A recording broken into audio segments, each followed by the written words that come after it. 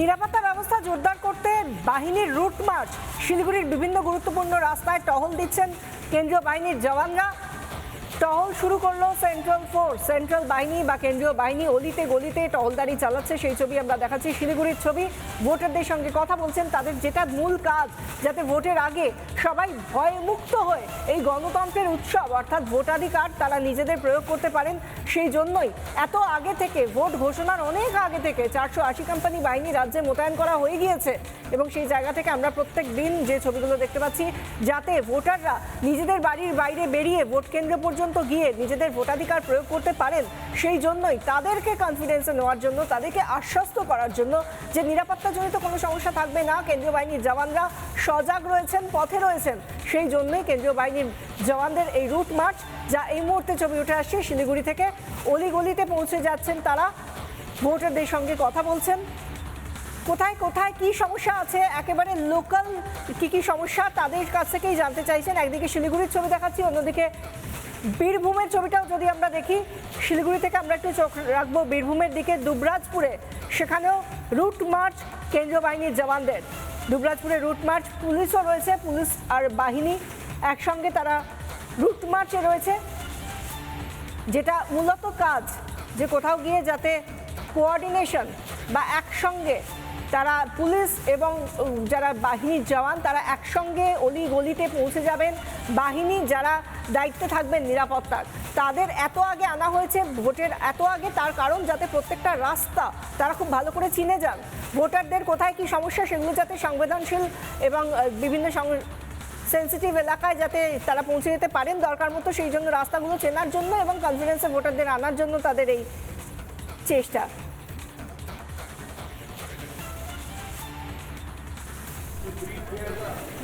Peaceful election করানোর জন্য সেটা করবেন। এই বিষয়ে আমাদের অতীতের অভিজ্ঞতা খুব একটা ভালো নয়। বাংলায় বারবার অত্যাচার হয়েছে, বাংলায় ভোট করা থেকে একেবারেই না, সেটা তো কি মনে হয়? আশা করব এবং এটা আমাদের দাবি, পার্টির তরফ থেকে দাবি, এবারে যে নির্বাচন সুষ্ঠুভাবে হয়, কোনো ভীত সন্ত্রস্ত হয়ে মানুষ যেন না থাকে এবং শান্তিপূর্ণভাবে যাদের যা অধিকার ভোট দেওয়ার, সেই অধিকার থেকে যেন তারা বঞ্চিত না হয়। নির্বাচন যেন সেইভাবেই হয়, এটা আমাদের দাবি। নির্বাচন বুথে বুথে কেন্দ্রীয় বাহিনী চাইছে, চাওয়া না চাওয়ার উপর তো নির্ভর করে না। এটা করতে গেলে যেটা করতে হবে সেটাই করবে ইলেকশন কমিশন। এই মুহূর্তে বিজেপির তরফে প্রতিনিধিরা যারা নির্বাচন কমিশনের আজকে বৈঠকে অংশ নেবেন তারা ইতিমধ্যেই আসতে শুরু করেছেন। তুমি দেখতে পেলেন বিজেপি যারা কমিশনে আসবেন তারা ইতিমধ্যেই প্রবেশ করেছেন কমিশনে। এইরকম 8টি রাজনৈতিক দল, রেজিস্টার্ড পলিটিক্যাল পার্টি তারা আসছেন এবং তারা আজকে কমিশনের সাথে কথা বলবেন এবং তারপর তারা বেরিয়ে সাংবাদিকদের মুখোমুখি হবেন। মূলত যেটা জানার বিষয় সেটা হচ্ছে যে পশ্চিমবঙ্গে যে কটি নির্বাচন হয়েছে, সমস্ত নির্বাচনের ক্ষেত্রে হিংসার ছবি আমরা দেখেছি। কেন্দ্রীয় বাহিনী ডিপ্লয়মেন্ট থাকার পরেও হিংসা হয়েছে। বুথে বুথে বাহিনীকে বিভিন্ন জায়গায় বাহিনী ঘুরিয়ে দেওয়ার মতন গুরুতর অভিযোগ এসছে। আজকে যখন এই সর্বদলীয় বৈঠক বা অল পলিটিক্যাল পার্টিকে যারা রেজিস্টার্ড পলিটিক্যাল পার্টি তাদের সাথে কমিশন কথা বলবে তখনও বিজেপির তরফে তাপস রায়রা জানাচ্ছেন যে তারা এই বক্তব্যই রাখবেন যে ভোটটাকে অবাধ এবং শান্তিপূর্ণ করতে হবে। শুধু তাই নয়, ভোটারদের নিশ্চিত করতে হবে যে তারা যাতে ভোট গ্রহণ কেন্দ্রে নির্বিঘ্নে যেতে পারেন এবং নিজের ভোটাধিকার প্রয়োগ করতে পারেন। ফলে একদিকে শীর্ষ আমলাদেরকে সরিয়ে দেওয়া। ছবিটা দেখতে পাচ্ছি, অনুপম আমাদের সঙ্গে থাকা। একবার আমরা দর্শকদের জানিয়ে দিই যে ইতিমধ্যে বিজেপি এই যে সর্বদল বৈঠক সিইও দফতরে, সেখানে ইতিমধ্যে বিজেপির প্রতিনিধিরা আসতে শুরু করে দিয়েছেন। আমরা সেই ছবিটা দেখাচ্ছিলাম। ভোটের দিন ঘোষণা হতেই সর্বদলীয় বৈঠক, আর সেই সিইও দফতরের বৈঠক আর কিছুক্ষণের মধ্যেই শুরু হচ্ছে। রাজ্যের যে সব রাজনৈতিক দলগুলো রয়েছে, 8টা দল, তারা রেজিস্টার্ড দল, তারা আজকে বৈঠক করবেন।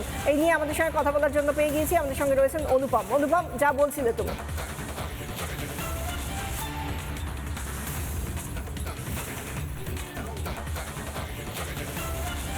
হ্যাঁ দেখো, একদমই তাই।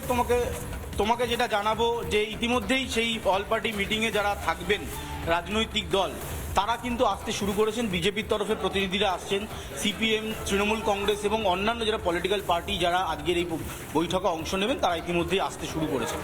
আজকের এই বৈঠকটা ইলেকশন কমিশনের তরফে এ রাজ্যের মুখ্য নির্বাচন আধিকারিক বা তার দফতর এই যে এ রাজ্যের যারা পলিটিক্যাল পার্টি আছে তাদেরকে স্পষ্ট জানিয়ে দেবেন যে গতকাল যেভাবে ঘোষণা হয়েছে সেই ঘোষণার পর কবে নমিনেশন, কিভাবে নমিনেশন উইথড্র কবে, ভোট কবে, কি বাহিনী, কিন্তু এগুলো প্রসিডিওর কমিশনের তরফে যে এটা জানাতে হয়।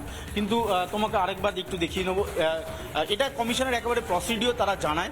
কিন্তু যেটা বিরোধী রাজনৈতিক দলের বক্তব্য যে কমিশন সর্বব্যবস্থা নেয়, অর্থাৎ সব ধরনের ব্যবস্থা নেওয়ার পরেও বাংলায় ভোটে হিংসা হচ্ছে, বাংলায় ভোটে মানুষ নিজের ভোটাধিকার দিতে পারছে না। তাপস রায়রা অন্তত এটা স্পষ্ট করে জানাচ্ছেন যে তারা এটা বলবেন যে নির্বিঘ্নে ভোট করুন, যাতে মানুষ তার ভোট দিতে পারেন সেই ব্যবস্থা করুন। এই আর্জি কিন্তু আজকে মূলত শাসক বিরোধী দুপক্ষেরই থাকবে, তবে শাসক দলের তরফে কি বলা হচ্ছে সেটাও কিন্তু আজকে নজর থাকবে, কারণ 2 দফায় ভোট। নানা ধরনের কন্টেন্ট দেখার জন্য লাইক করুন, শেয়ার করুন আমাদের ফেসবুক পেজ, সাবস্ক্রাইব করুন আমাদের ইউটিউব চ্যানেল। পাশাপাশি অন্যান্য ব্রেকিং নিউজের জন্য অবশ্যই চোখ রাখুন রিপাবলিক বাংলায়।